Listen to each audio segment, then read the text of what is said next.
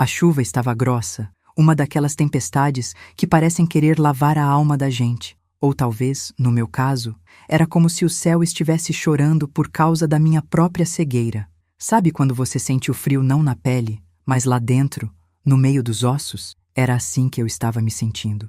O barulho das gotas batendo no teto do carro novo do Marcos era alto, um tamborilar que não me deixava pensar direito. Aquele SUV cheirando a couro novo, que eu mesma ajudei a pagar a entrada no ano passado, parecia uma cela de luxo. De repente, a porta do passageiro foi aberta com uma violência que me assustou. O vento gelado entrou rasgando, fazendo meu corpo de 71 anos encolher na hora. Eu não tive nem tempo de ajeitar o meu chale de lã, aquele que eu mesma teci em tantas noites de inverno, quando senti a mão do Marcos agarrar o meu braço. Não foi um toque de carinho. Não foi a mão de um filho que cuida da mãe. Foi o jeito que a gente agarra um saco de lixo pesado para jogar na caçamba. Senti os dedos dele apertarem minha carne flácida com uma impaciência que doía. Ele me puxou para fora sem dizer uma palavra de conforto. Desce logo, mãe. Eu não tenho o dia todo e essa chuva vai acabar sujando o estofado. Ele disse com aquela voz irritada, seca, que eu nunca imaginei ouvir vindo do menino que eu carreguei no colo. Eu tropecei. Meus pés afundaram direto numa poça de água barrenta que cobriu meus sapatos de couro velho.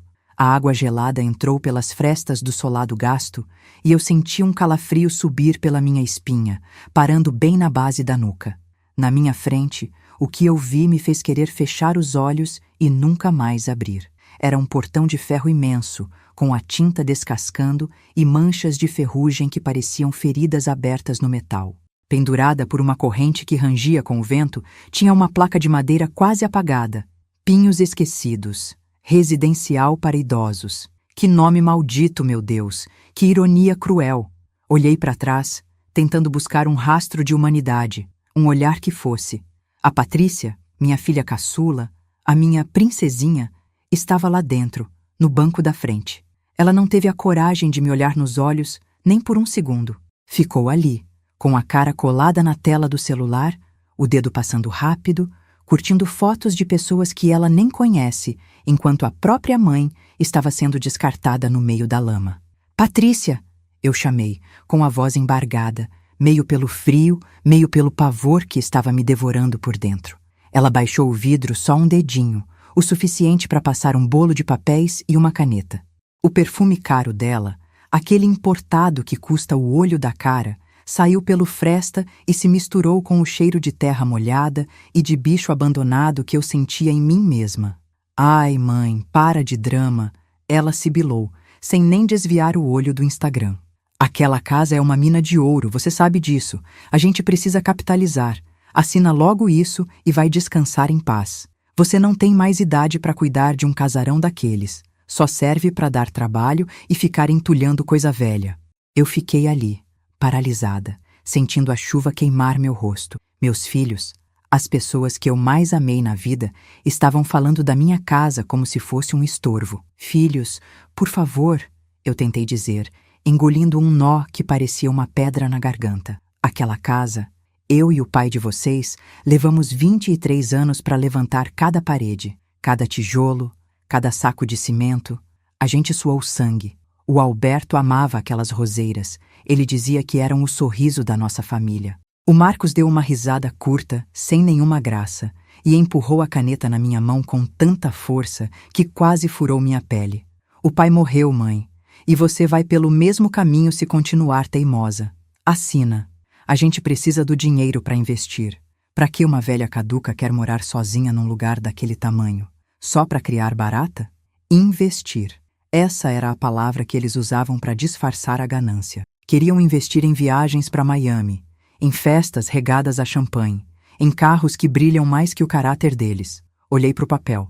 Procuração irrevogável com amplos poderes. As letras pareciam dançar na minha frente, zombando da minha desgraça. Minhas mãos, essas mãos cheias de calos de quem lavou muita fralda de pano e limpou muita sujeira deles, tremiam tanto que eu mal conseguia segurar a caneta. Eu trabalhei 40 anos como formiguinha, economizando cada centavo para que eles pudessem estudar em escola particular, para que fossem alguém na vida. E agora eles usavam toda aquela educação que eu paguei para me passar a perna. Assina rápido, a chuva tá molhando o banco. O Marcos rosnou, me dando um empurrão no ombro. Não foi um empurrão forte o suficiente para me derrubar no chão, mas foi o suficiente para estraçalhar o que ainda restava da minha dignidade. Apoiei o papel no capô molhado do carro e deixei minhas lágrimas se misturarem com a tinta azul da caneta. Fiz uma assinatura torta, tremida, deformada como a minha vida estava se tornando naquele momento. Assim que terminei, o Marcos arrancou o papel da minha mão. Vamos, Patrícia, já deu o horário. O vidro subiu, o motor roncou com força e o carro arrancou, jogando lama nas minhas pernas até o joelho. Fiquei ali sozinha, segurando uma sacola plástica preta com meia dúzia de roupas velhas, o meu terço de madeira e a foto do Alberto. O portão do Pinhos Esquecidos abriu devagar, com um rangido agudo que parecia uma risada de deboche do destino. Uma freira de rosto seco e expressão amarga botou a cabeça para fora. Dona Helena, entre logo e limpe os pés. Não quero barro no corredor. Eu entrei. Atrás de mim, o barulho da tranca foi seco, metálico e definitivo. Era o fim. A vida de Helena Mendes, a mulher que sempre teve um teto e uma família, terminava ali, entre paredes úmidas e silêncios forçados. Antes de eu te contar como eu saí desse buraco e como eu fiz cada um deles pagar pelo que fez, eu queria te pedir uma coisa de coração. Se você está ouvindo a minha história e sentindo esse aperto no peito que eu senti, se você também acredita que ninguém merece ser tratado assim, se inscreva aqui no canal. Curte esse vídeo e deixe um comentário me dizendo de onde você está ouvindo esse meu relato. Compartilha com aquela amiga que precisa saber que, por mais escura que seja a noite, o sol sempre volta a brilhar, às vezes com uma força que ninguém espera. A sua companhia aqui é o que me dá força para continuar contando tudo o que aconteceu depois. Lá dentro do asilo, o cheiro era uma coisa que grudava na gente. Não era o cheiro de bolo de chuva ou de café passado que tinha na minha cozinha. Não era o cheiro de terra molhada do meu jardim. Era um cheiro pesado de desinfetante barato, misturado com urina velha e um odor que eu só posso descrever como o cheiro do desespero. As pessoas chamam esses lugares de lar, mas para mim era a sala de espera para o fim de tudo. Me levaram por um corredor infinito, com as paredes pintadas de um amarelo doentio, manchadas de mofo. De cada quarto que eu passava, ouvia um gemido, uma tosse seca ou alguém chamando por um nome que ninguém respondia. Sua cama é a número 14, disse uma enfermeira jovem com o rosto carregado de maquiagem e uma má vontade que dava vontade de chorar. Ela apontou para uma cama de ferro com a pintura descascada, num canto escuro do quarto. O colchão era fino, cheio de calombos. Parecia uma rua esburacada. Com licença, moça, eu disse, abraçando minha sacola de roupas como se fosse um escudo. Meus filhos, eles falaram alguma coisa sobre a minha dieta? Eu tenho uma gastrite muito forte, sabe? Ela olhou para a prancheta com tédio e deu um sorriso de desdém que gelou meu sangue. Dona Helena, não sonha. Seus filhos contrataram o pacote básico, o inferior. Isso significa arroz, feijão e água da torneira. Sem menu especial, sem televisão, sem fisioterapia. Se quiser sobremesa ou um cobertor extra, pede para eles mandarem mais dinheiro, se é que eles vão voltar um dia. Ela deu meia volta e saiu, os saltos batendo no chão de cerâmica fria, me deixando ali, completamente vazia. Sentei na beira da cama e as molas reclamaram alto do meu peso. Olhei para as minhas mãos enrugadas, cheias de manchas da idade, mas que já foram tão fortes. Onde foi que eu errei? Eu me lembrava de cada domingo, de cada almoço de família, onde eu servia o melhor para eles e ficava com o que sobrava. Lembrei de quando eu ficava acordada até tarde costurando para fora, só para comprar aquele tênis de marca para o Marcos ou aquele vestido de festa para Patrícia. Eu construí um castelo para eles e, no final, não sobrou nem um telhado para eu morar. Minha companheira de quarto, uma senhora bem magrinha que estava deitada na cama da frente, se mexeu.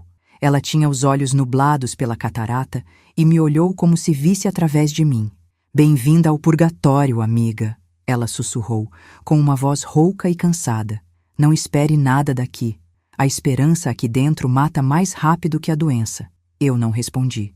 Apenas deitei, me encolhendo dentro do meu casaco úmido e fiquei encarando a parede descascada. Naquela noite, pela primeira vez em décadas, eu chorei. Chorei sem fazer barulho, sentindo as lágrimas quentes e salgadas escorrerem para dentro do travesseiro com cheiro de mofo. Dizem que quando a gente envelhece, vive mais de lembranças do que do presente. E naquela prisão de paredes cinzas, eu tinha todo o tempo do mundo para ruminar o meu passado. E quanto mais eu lembrava, mais eu me sentia uma tola.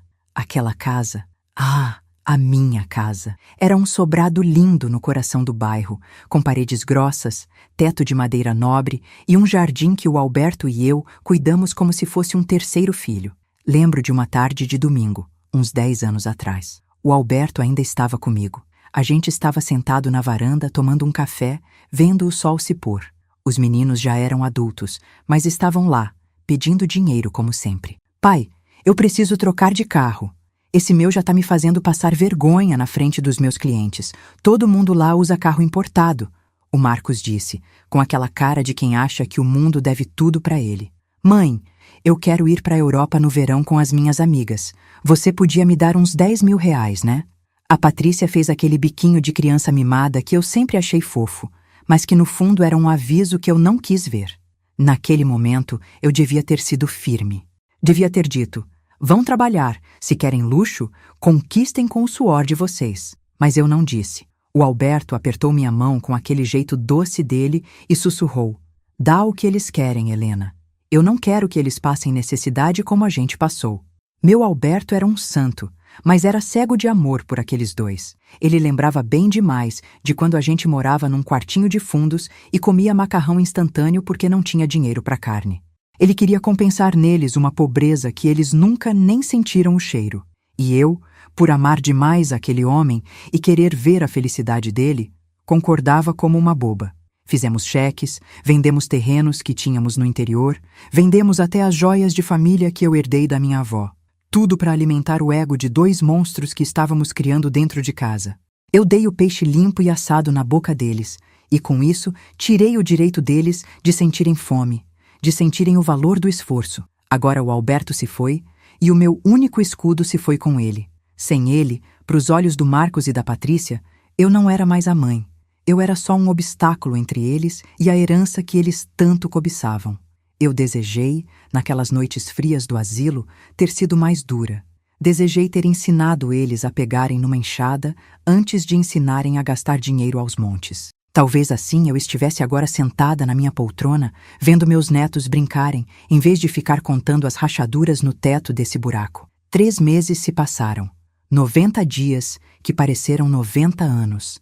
Toda manhã, eu me arrastava até a recepção, onde tinha um telefone fixo velho que os moradores podiam usar. Eu discava o número do Marcos com as mãos tremendo. O número chamado não está disponível ou encontra-se fora da área de cobertura. Eu ligava para Patrícia. Este número não aceita chamadas recebidas. Eles me bloquearam. Meu próprio sangue me descartou como se eu fosse um móvel velho que não combina mais com a decoração. Eles me jogaram aqui e cortaram qualquer laço para poderem aproveitar o que era meu sem ter que lidar com a culpa.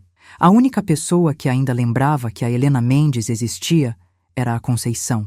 A Ceissa, minha amiga de uma vida inteira. A gente se conheceu na juventude, quando trabalhávamos juntas numa fábrica de tecidos. A Ceissa sempre foi a mente brilhante, a mulher de negócios, e eu era a que tinha o toque para criar as coisas. Todo domingo, ela viajava 2 horas num ônibus lotado para me trazer um pedaço de bolo e um pouco de dignidade. Mas as notícias que ela trazia eram mais amargas que o café sem açúcar do asilo. Helena, ela começou na última visita, mexendo nervosa na bolsa. Eu passei lá na frente da sua casa ontem. Meu coração disparou. E como estão as coisas, Ceissa? As minhas rosas floresceram? O pé de amora deu fruto? Meus olhos brilharam com uma esperança boba. Ela olhou para o chão e suspirou fundo. Eles arrancaram tudo, amiga. As roseiras, o pé de amora, até aquele balanço que o Alberto fez para os netos. Tem máquinas lá no quintal. Estão escavando um buraco enorme no meio do jardim. Eu senti como se alguém estivesse espremendo meu coração com as mãos. Para quê? Dizem que o Marcos quer colocar uma piscina de borda infinita e que ele comprou com um carro esporte conversível. Os vizinhos comentam que tem festa todo dia, música alta até de madrugada. Eu senti uma náusea. Debaixo daquelas roseiras, eu tinha espalhado as cinzas do Alberto. Eu pedi para eles, implorei: vendam a casa se precisarem, mas não mexam no jardim do pai de vocês. Eles balançaram a cabeça dizendo que sim, e agora estavam desenterrando a memória do próprio pai para colocar uma piscina vazia de alma. Eles estão gastando tudo, Helena. A Ceissa continuou. Dizem que já torraram o dinheiro da primeira parcela e agora estão fazendo hipoteca em cima da casa para bancar o estilo de vida. Eu dei uma risada amarga, uma risada que doía. Eles são burros, Ceissa. O mercado imobiliário está parado. Eles estão cavando a própria cova financeira e nem percebem. Mas por dentro, minha alma sangrava. Ver o legado de uma vida sendo destruído e não poder fazer nada, presa num lugar onde eu não tinha direito nem de escolher o que comer. O silêncio do telefone não me assustava tanto quanto o barulho da destruição que eu imaginava acontecendo na minha casa. Eu jurei ali, naquele pátio sujo, que se eu tivesse uma chance, eles não perderiam por esperar. Hoje é o meu aniversário de 71 anos. Eu não esperava festa, nem bolo, nem parabéns. Mas no fundo, lá naquele cantinho bobo que a gente guarda no coração, eu ainda tinha uma esperança de que eles ligassem. Um cartão barato, um parabéns, mãe. Qualquer coisa que mostrasse que eu ainda era humana para eles. Ao meio-dia, o alto-falante do asilo chiou o meu nome. Dona Helena Mendes, tem uma encomenda para a senhora na recepção. Meu coração bateu forte. Corri até lá. Era um pacote embrulhado em papel pardo, sem laço, sem nada. Abri com as mãos trêmulas. O cheiro que saiu de dentro era de mofado e abandono. Eram as minhas roupas velhas, os vestidos que eu usava para limpar a casa, as camisas com o colarinho gasto que eu tinha deixado no fundo do armário. Eles tiraram tudo meu da casa. Apagaram meu rastro. Debaixo das roupas tinha um papel dobrado. Achei que era uma carta, uma explicação. Mas não. Era uma fatura atrasada da mensalidade do asilo, com um bilhete colado escrito com a letra garrancho do Marcos. Paga você. O dinheiro acabou e a gente não vai mais sustentar seu luxo. Vende esses panos velhos e se vira com a dívida. Minha visão escureceu. Naquele momento, o diretor do asilo, um homem gorducho e suado chamado Dr. Arnaldo, saiu da sala dele. Ele me olhou como se eu fosse um estorvo que precisava ser removido. Dona Helena, acabei de falar com seu filho no telefone. Ele disse literalmente que o problema não é mais dele. O contrato venceu faz 3 dias. Regras são regras. Negócios são negócios. A Ceissa, que tinha acabado de chegar, se atravessou na frente. O senhor vai colocar uma senhora de 71 anos na rua? Ela não tem para onde ir. O homem deu de ombros, gelado. Temos uma fila de espera enorme. Se ela não sair por bem até amanhã, eu chamo a polícia e ela sai por invasão de propriedade privada. Eu fiquei ali, paralisada, sentindo a raiva explodir dentro de mim como se fosse lava quente. Aquela humilhação era o fundo do poço. Traída pelo meu sangue, despojada de tudo, e agora prestes a ser jogada na sarjeta como um bicho doente. Olhei para Ceissa com os olhos secos, sem mais nenhuma lágrima para gastar. Ceissa, me ajuda a arrumar minhas coisas. Eu vou sair daqui agora. Ela me olhou com pena. Vem para minha casa, Helena. Não é grande coisa, mas... Eu balancei a cabeça e apertei o bolso do meu casaco velho. Senti um papel durinho lá dentro. Um papel que o Marcos esqueceu de revistar na pressa de me despachar. Não, Ceissa. Antes de qualquer coisa, a gente tem que passar num lugar. Eu preciso conferir uma coisa. Era o bilhete da loteria que eu tinha comprado no dia do aniversário de morte do Alberto, 6 meses atrás. Eu tinha guardado naquele casaco e esqueci completamente, afogada na minha tristeza. Era um hábito nosso, uma esperança boba que a gente tinha de vez em quando. Saí do Pinhos Esquecidos com a coluna mais ereta do que estive em anos.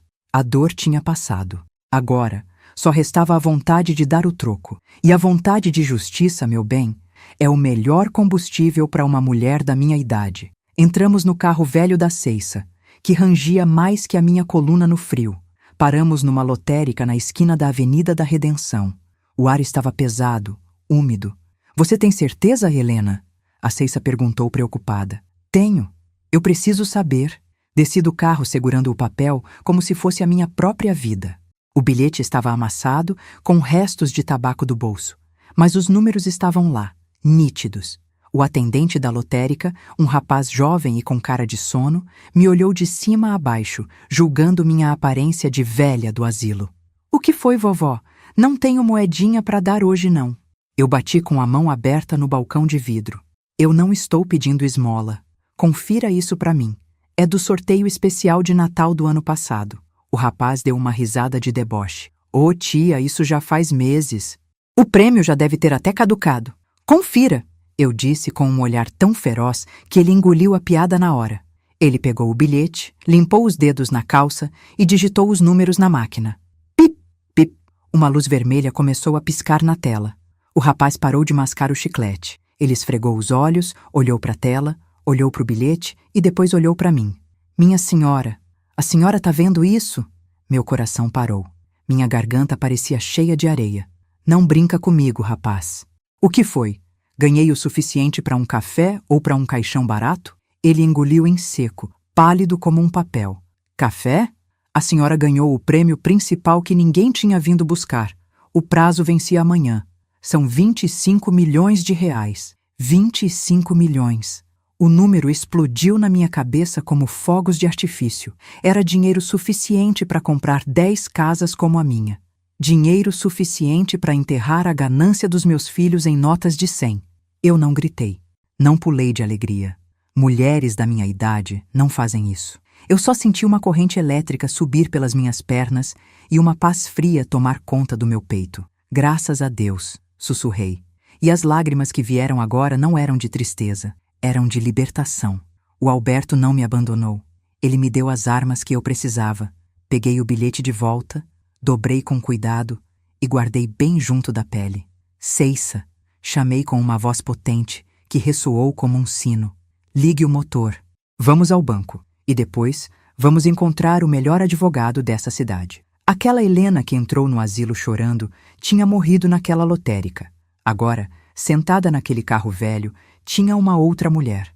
Uma loba que tinha acabado de ganhar dentes novos e muito afiados. 2 semanas depois, eu estava em frente ao espelho de uma suíte luxuosa no centro da cidade. Olhei para o meu reflexo. Aquela velha desgrenhada e suja tinha sumido. Meu cabelo estava hidratado e bem cortado. Eu estava usando um conjunto de seda que parecia carícia na pele, algo que eu nunca tinha me permitido em toda a minha vida de economias. Meus dentes, que estavam falhando, foram substituídos por implantes perfeitos que custaram uma fortuna, mas que me devolveram o sorriso que o Marcos e a Patrícia tentaram me tirar.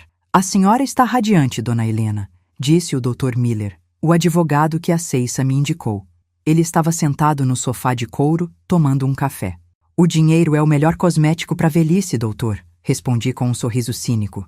"Mas por dentro, eu ainda sou a mesma mulher que lavou o chão para aqueles ingratos passarem." "Os 25 milhões estão seguros?" "Tudo em contas protegidas, impostos pagos. A senhora é, oficialmente, uma das mulheres mais ricas dessa região." Ele deixou uma pasta sobre a mesa. "E agora? Quer que eu notifique seus filhos? Podemos processar por abandono de incapaz. A senhora ganha fácil." Olhei pela janela, vendo a cidade lá embaixo. "Não, Dr. Miller. Por enquanto não.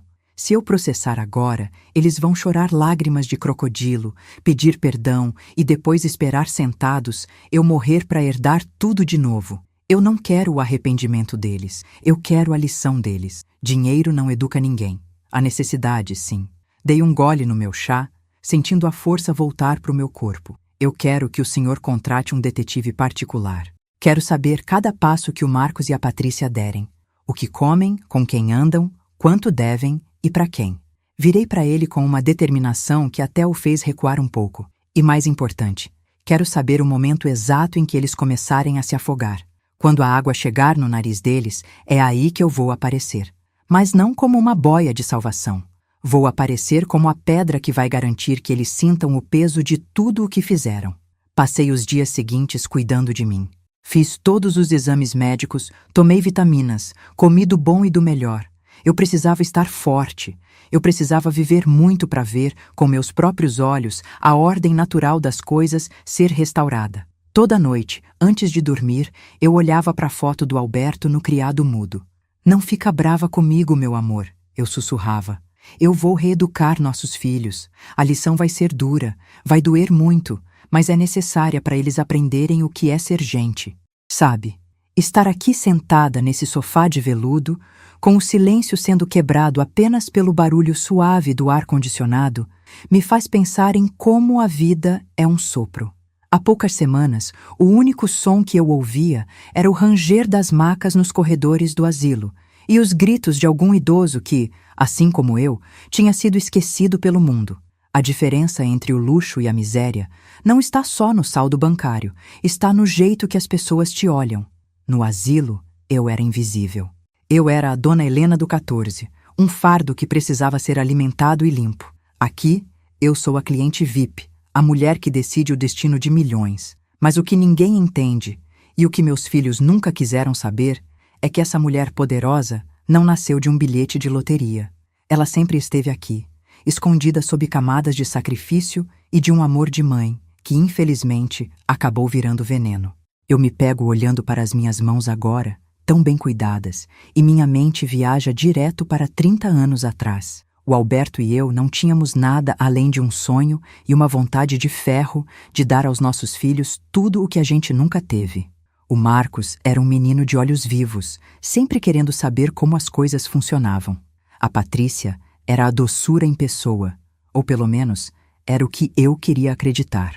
Para que eles tivessem os melhores estudos, eu e o Alberto trabalhamos em 2, 3 empregos. Eu limpava casas de dia e, à noite, quando todos dormiam, eu ia para o quartinho de fundos com a Ceissa. Foi lá que tudo começou. A gente não tinha laboratório, não tinha marketing, não tinha nada. Tínhamos apenas receitas de família de cremes naturais e uma bacia de plástico. Aquilo que o Marcos e a Patrícia chamavam de brincadeirinha de costura da mamãe era, na verdade, o meu seguro de vida. Enquanto eu costurava para fora para pagar o curso de inglês deles, eu e a Ceissa vendíamos nossos cremes de porta em porta. Cada centavo que entrava daquela brincadeira, eu reinvestia. Eu nunca tirei R$1 da empresa para comprar um luxo para mim. Tudo o que eu ganhava de verdade, nos meus empregos de faxineira e copeira, ia direto para a boca e para os pés daqueles dois. O Alberto, coitado, morreu sem ver a nossa empresa de cosméticos decolar. Ele trabalhava na construção civil, carregando peso debaixo de sol e chuva, para garantir que o Marcos pudesse se formar em engenharia e a Patrícia tivesse aquela festa de 15 anos que parou o bairro. Eu lembro de uma vez, a Patrícia tinha uns 17 anos e queria uma bota de couro legítimo que custava o preço do nosso aluguel. Eu passei 3 meses comendo pão com ovo no almoço para poder dar aquela bota para ela. Quando entreguei o presente, ela nem me deu um abraço direito. Só disse, demorou, né, mãe? Minhas amigas já têm faz tempo. Ali, naquele exato segundo, eu devia ter percebido que o caráter dela estava ficando torto. Mas o que uma mãe faz? A gente se culpa. Eu achava que ela era assim porque se sentia inferior às amigas ricas. Eu achava que, dando tudo, eu estava protegendo eles do sofrimento. Que erro amargo eu cometi. Eu tirei deles a coisa mais preciosa que um ser humano pode ter. A necessidade de se esforçar. Eu criei 2 parasitas que achavam que o mundo era um buffet livre e que eu era a garçonete eterna. O Marcos, então, sempre foi o mestre da manipulação. Quando ele se formou, eu achei que ele ia assumir as rédeas da casa, que ia me ajudar a cuidar do pai que já estava doente. Que nada. Ele queria o carro do ano, queria morar num apartamento caro, queria status. E eu, a boba, assinava os cheques. Eu vendi o pouco que me restava de herança da minha família para abrir o escritório dele. Escritório esse que nunca deu lucro, porque o Marcos passava mais tempo em almoços de negócios caros do que trabalhando de verdade. Ele aprendeu a gastar o que não tinha. E aprendeu que, se as coisas apertassem, era só bater na porta da velha que o problema se resolvia. A gente passa a vida toda tentando proteger os filhos das tempestades, mas esquece que é na tempestade que as raízes das árvores ficam fortes. Sem vento, qualquer árvore cai. E os meus filhos eram árvores de papelão, bonitas por fora, mas vazias por dentro. Quando o Alberto se foi, o mundo caiu sobre mim. A solidão é um bicho que rói a gente por dentro. E foi nesse momento de maior fraqueza que eles mostraram quem realmente eram. Eles não viram uma mãe sofrendo a perda do companheiro de uma vida. Eles viram uma oportunidade. Viram uma casa grande, num bairro valorizado, ocupada por uma mulher que eles consideravam descartável. O relatório que o detetive me entregou ontem é de embrulhar o estômago. Eu pedi para ele não poupar detalhes e ele cumpriu a ordem. Enquanto eu estava lá no asilo, comendo aquela lavagem que eles chamam de sopa, o Marcos estava dando festas na minha casa. Ele contratou uma empresa de eventos para fazer um churrasco para 50 pessoas no meu jardim. Sabe onde ficavam as cinzas do pai dele? Pois é, o detetive me mostrou fotos de pessoas dançando com copos de bebida na mão, exatamente em cima do lugar onde o Alberto queria descansar. Eles arrancaram o meu jardim para fazer o que chamam de espaço gourmet. Destruíram as lembranças de 23 anos para ter um lugar para impressionar gente que nem gosta deles. E a Patrícia? Ah, minha filha. O detetive descobriu que ela já vinha desviando dinheiro da minha conta corrente muito antes de me jogarem no asilo. Ela tinha acesso ao meu cartão para fazer as compras de supermercado, mas as faturas mostram gastos em lojas de grife, em salões de beleza de luxo. Ela estava me roubando enquanto me abraçava e dizia que eu estava ficando esquecida. Eles planejaram tudo. A internação no Pinhos Esquecidos não foi uma decisão difícil para eles, foi um alívio. Eles celebraram a minha partida como se tivessem ganhado um prêmio. O Marcos chegou a dizer para um amigo, numa gravação que o detetive conseguiu, que a velha finalmente deu uma utilidade para aquela casa, ser o nosso fundo de garantia. Mas o que eles não esperavam é que a velha tinha uma carta na manga que nem o tempo conseguiu apagar. A nossa empresa de cosméticos, a Essência da Terra, que eu e a Ceissa fundamos com tanto suor, explodiu no mercado nos últimos 10 anos. O que era uma produção caseira virou uma marca cobiçada por grandes grupos internacionais. Enquanto eu vivia de forma simples, para não despertar a cobiça deles, o valor da minha parte na sociedade só crescia. O envelope que a Ceissa me levou no asilo não era só um papel, era a prova de que a justiça tarda, mas não falha. Um grupo francês ofereceu uma fortuna pela nossa marca. Eu tive que contar os zeros 3 vezes para acreditar. Eu não era apenas uma milionária de loteria. Eu já era rica antes, só não ostentava. O prêmio da loteria foi apenas o bônus que o destino me deu para que eu pudesse executar o meu plano com perfeição. Agora, eu estou sentada aqui, vendo as fotos da decadência deles. O Marcos está atolado em dívidas. O carro que ele comprou com o dinheiro da primeira parcela da venda da minha casa já foi apreendido. Ele recorreu a agiotas, porque nenhum banco mais dá crédito para um engenheiro que não constrói nada. A Patrícia foi despejada do apartamento de luxo que ela alugou para ostentar. Ela está morando num quartinho de hotel de 5ª categoria, dividindo o espaço com malas de roupas de marca que ela não tem mais onde usar. Eles estão sentindo o primeiro gosto do que é não ter o chão sob os pés. E eles acham que eu estou morta, ou quase isso, apodrecendo no asilo. Eles não fazem ideia de que eu sou a nova dona das dívidas deles. Sim, eu pedi para o Dr. Miller comprar cada nota promissória, cada dívida que eles tinham no mercado. Eu sou a credora principal. Eu sou a dona da vida financeira dos meus filhos. Eles pensaram que tinham me tirado a casa, mas eles me deram a oportunidade de ser a dona do destino deles. O Dr. Miller me avisou que a situação deles é desesperadora. O Marcos está recebendo ameaças por causa do dinheiro que pegou com as pessoas erradas. A Patrícia está vendendo as bolsas originais dela para conseguir comer. Eles chegaram no ponto que eu queria. O desespero absoluto. Amanhã, eu vou dar o próximo passo.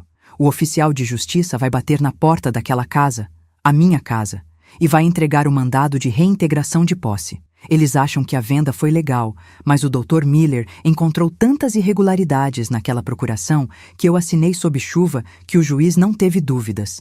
Além disso, temos as provas da fraude que o Marcos cometeu ao falsificar minha assinatura em outros documentos. Eles não vão apenas perder a casa. Eles vão perceber que o mundo que eles construíram sobre a minha desgraça é um castelo de areia que está sendo varrido pela maré. Eu não sinto prazer nisso, sabe? Meu coração de mãe ainda dói. Eu fecho os olhos e vejo eles pequenos, correndo pelo quintal. Dói saber que o amor que eu dei não foi suficiente para torná-los pessoas de bem. Mas eu aprendi uma coisa no asilo.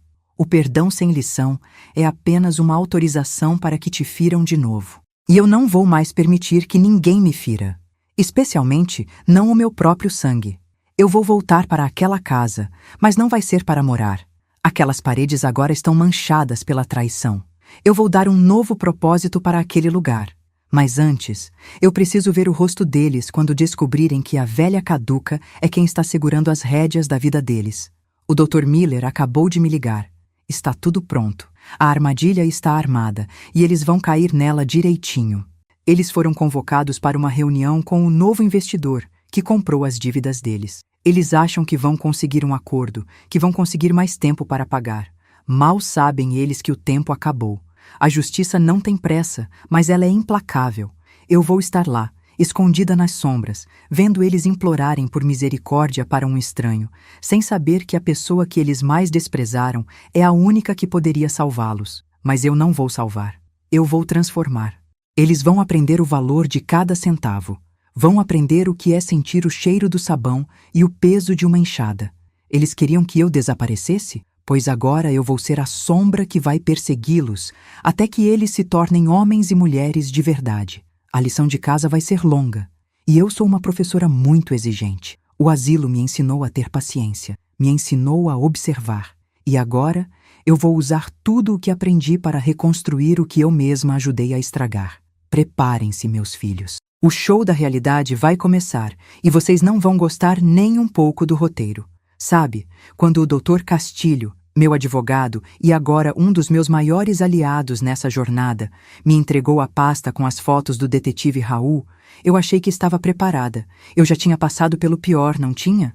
Já tinha sentido o frio da chuva, o cheiro do asilo e o abandono de quem eu carreguei no ventre.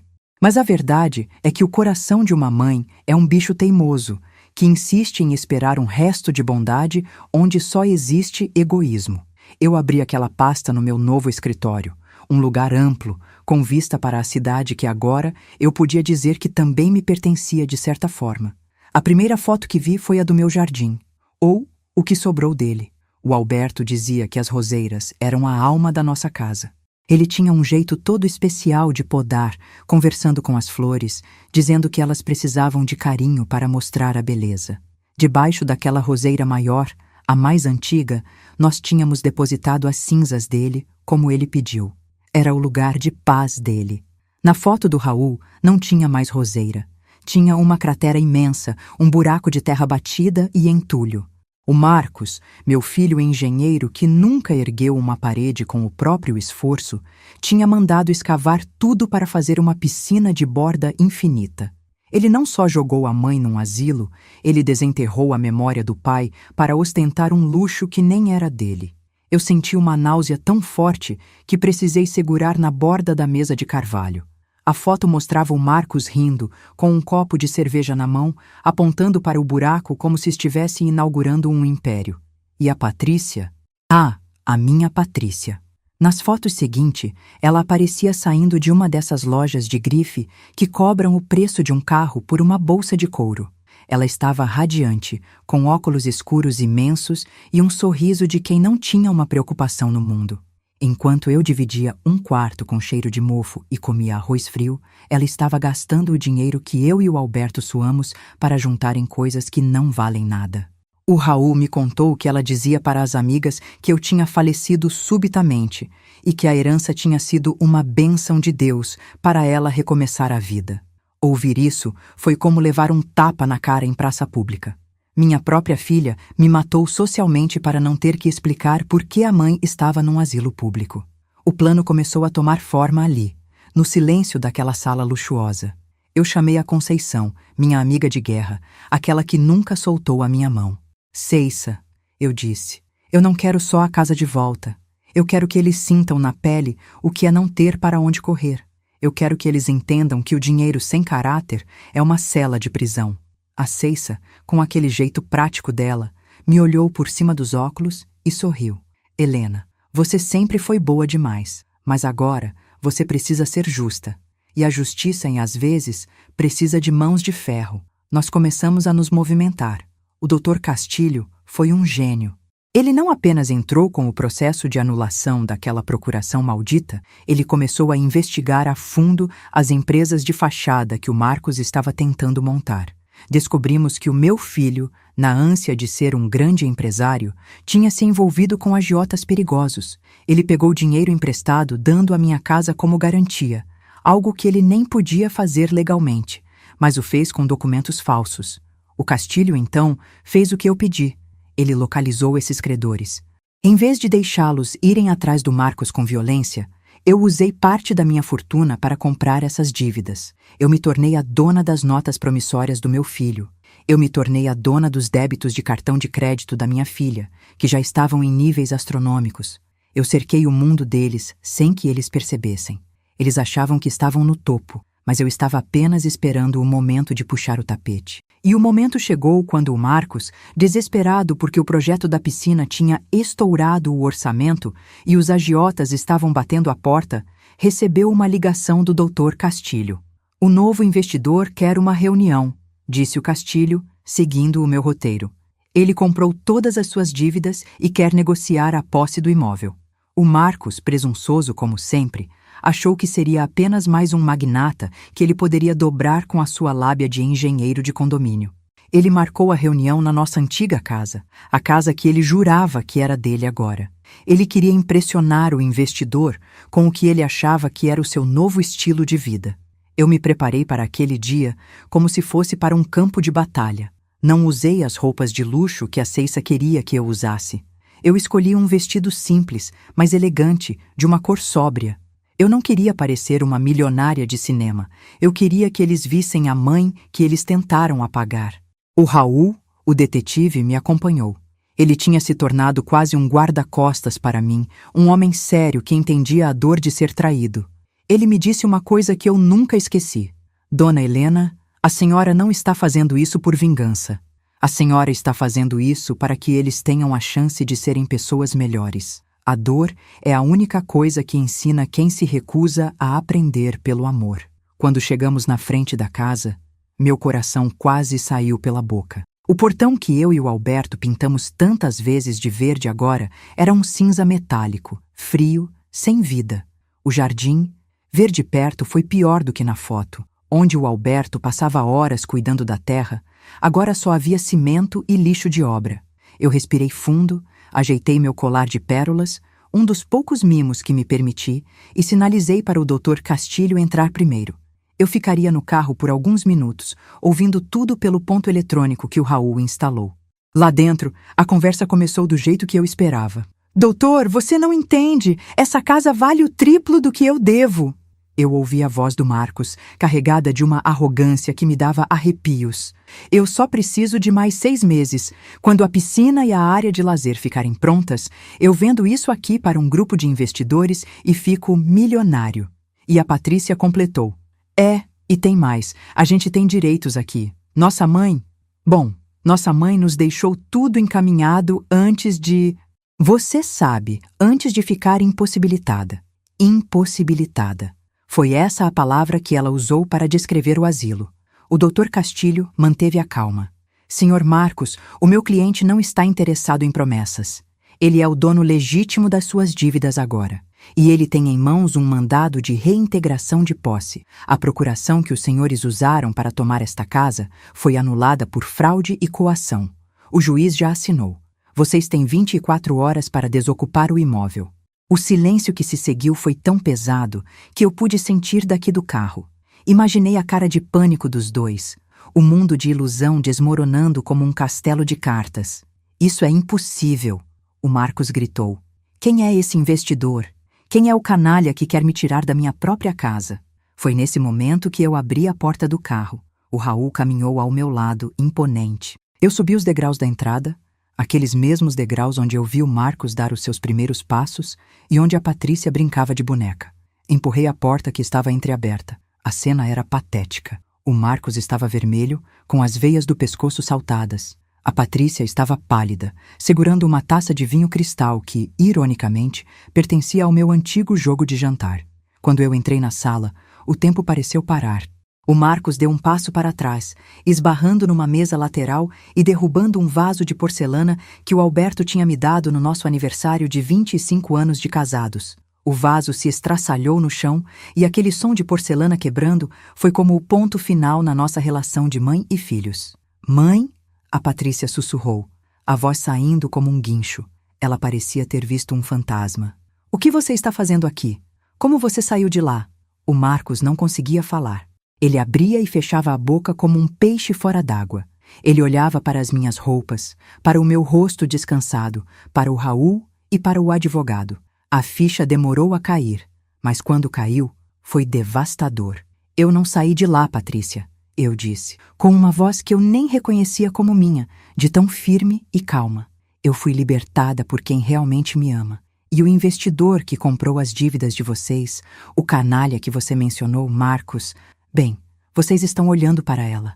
O silêncio voltou, mas agora não era um silêncio de dúvida. Era o silêncio do cheque-mate. Eu caminhei até o centro da sala, desviando dos cacos do vaso quebrado. Olhei para cada canto daquele lugar que um dia foi o meu lar e que agora parecia um cenário de crime. Vocês acharam que eu era inútil, não foi? Continuei, mantendo o contato visual com o Marcos, que agora começava a suar frio. Acharam que uma mulher de 71 anos, que passou a vida servindo vocês, não passava de um móvel velho que atrapalhava a decoração.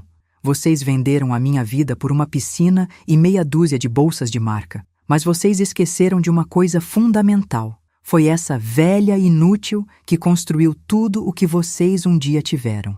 E o que eu construo, eu também posso desfazer. A Patrícia tentou se aproximar. As lágrimas, aquelas lágrimas de crocodilo que ela sempre usava para conseguir o que queria, começaram a brotar. Mãezinha, a gente pode explicar. Foi tudo um mal-entendido. O Marcos disse que o asilo era o melhor lugar para você ter cuidados médicos. A gente ia te buscar semana que vem, eu juro. Eu apenas levantei a mão e ela parou na hora. Poupe as suas lágrimas, Patrícia. Guarde-as para o que vem pela frente. Vocês não me jogaram lá por cuidado. Vocês me jogaram lá para poderem vender o meu teto sem que eu reclamasse. Vocês forjaram assinaturas, roubaram a minha conta e desonraram a memória do pai de vocês. O Marcos, vendo que o sentimentalismo não estava funcionando, tentou a agressividade de novo. E o que você vai fazer? Vai nos colocar na rua? Somos seus filhos, Helena. Se você fizer isso, o escândalo vai acabar com a sua reputação. Eu dei um sorriso curto, quase uma risada. Reputação, Marcos? Vocês já me mataram para os seus amigos, lembram? Para o mundo, eu sou um fantasma. E fantasmas não se preocupam com reputação. O que eu vou fazer é dar a vocês exatamente o que vocês me deram. A oportunidade de recomeçar do zero, sem nada, para ver se assim vocês aprendem o que é ser um ser humano. Eu sinalizei para o Dr. Castilho, que entregou a eles 2 envelopes. Nesses envelopes estão as notificações de despejo e as cópias dos processos criminais por fraude e estelionato. Vocês têm a escolha. Podem sair daqui agora com a roupa do corpo e eu retiro as queixas criminais, deixando apenas as dívidas cíveis para vocês pagarem com o trabalho de vocês. Ou podem tentar lutar na justiça e eu garanto que vocês vão passar os próximos 10 anos vendo o sol nascer quadrado. O pânico nos olhos deles era a minha única satisfação naquele momento. Não era uma satisfação de alegria, era um alívio de quem finalmente colocou o lixo para fora. O Marcos olhou para o envelope, depois para o Dr. Castilho e, por fim, para mim. Ele percebeu que não tinha saída. O investidor era a mãe que ele subestimou. A mulher que ele achou que não sabia ler um contrato era a mesma que agora detinha o seu destino nas mãos. A Patrícia caiu de joelhos, dessa vez de verdade, soluçando. Mãe, para onde a gente vai? A gente não tem um tostão. O Marcos gastou tudo na obra e as minhas contas estão bloqueadas. Eu olhei para ela de cima, sentindo uma ponta de tristeza, mas me mantendo firme. Vocês têm mãos, não têm? Têm saúde e têm a educação que eu paguei. Façam como eu fiz 40 anos atrás quando o pai de vocês morreu. Vão trabalhar. Procurem um emprego, aluguem um quarto, comam arroz e feijão. Quem sabe assim, daqui a alguns anos, vocês possam olhar no espelho e sentir orgulho de quem são, e não do que vocês têm. Eu me virei de costas, pronta para sair daquela casa que não era mais minha no coração, mas que voltaria a ser minha no papel. Mas antes de cruzar a porta, eu parei. Olhei para o buraco da piscina no jardim e depois para os meus filhos, que pareciam duas crianças perdidas no meio da sala que eles mesmos destruíram. Ah, e mais uma coisa, eu disse sem olhar para trás. Amanhã os caminhões de mudança chegam. Tudo o que vocês compraram com o meu dinheiro será leiloado para pagar parte das dívidas que vocês têm comigo. O que sobrar? Bem, o que sobrar será o legado de vocês. Eu saí da casa sentindo o sol de verdade no rosto pela primeira vez em muito tempo. O Raul me ajudou a entrar no carro. A senhora foi muito forte, dona Helena. Ele comentou enquanto dava a partida. Eu olhei para as minhas mãos, que agora não tremiam mais. Eu não fui forte, Raul. Eu fui mãe. E ser mãe, às vezes, significa dar o remédio mais amargo para salvar o filho de uma doença que ele nem sabe que tem. O carro se afastou e, pelo espelho retrovisor, eu vi o Marcos e a Patrícia na calçada, olhando para a casa como se estivessem vendo um sonho se apagar. Mas eu sabia que aquilo não era o fim. Era apenas o começo de uma lição que a vida se encarregaria de completar. Eu tinha os meus milhões, tinha a minha empresa de volta, tinha a Ceissa e o doutor Castilho ao meu lado. Mas, acima de tudo, eu tinha a minha dignidade recuperada. A velha inútil tinha acabado de dar a maior aula de engenharia e economia que aqueles dois jamais receberiam em qualquer faculdade do mundo. Nos meses que se seguiram, a transformação não foi apenas na minha conta bancária, mas na minha alma. Eu vendi a casa. Eu achei que queria morar lá de novo, mas cada canto me lembrava do Alberto e, ao mesmo tempo, da traição. Vendi o imóvel para uma fundação que cuida de crianças órfãs. Pensei que seria poético. Onde houve abandono de uma mãe pelos filhos, agora haveria o acolhimento de filhos que não tinham mães. Com o dinheiro, comprei um apartamento moderno, com muita luz e uma varanda onde eu pudesse cultivar as minhas próprias rosas, sem buracos ou concreto desnecessário. Acompanhei a queda deles de longe através dos relatórios do Dr. Castilho. O Marcos acabou trabalhando como mestre de obras em uma pequena construtora no interior. Ele, o engenheiro que só queria saber de status, agora estava lá, debaixo de sol, carregando peso e aprendendo o que é o suor de verdade. A Patrícia virou vendedora em uma loja de shopping, não de luxo, mas uma loja popular. Ela, que gastava fortunas em bolsas, agora passava o dia em pé, tentando bater metas para conseguir pagar o aluguel de uma kitnet. Dói saber que eles estão passando por isso? Dói. Toda noite eu rezo por eles.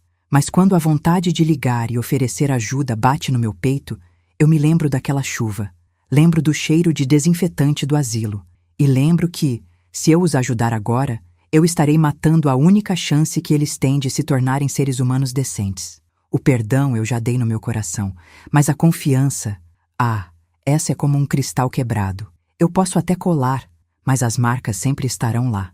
E assim eu sigo a minha vida aos 71 anos, mostrando para quem quiser ver que a idade não é o fim de nada, mas sim o começo de uma fase onde a gente não aceita menos do que o respeito que conquistou.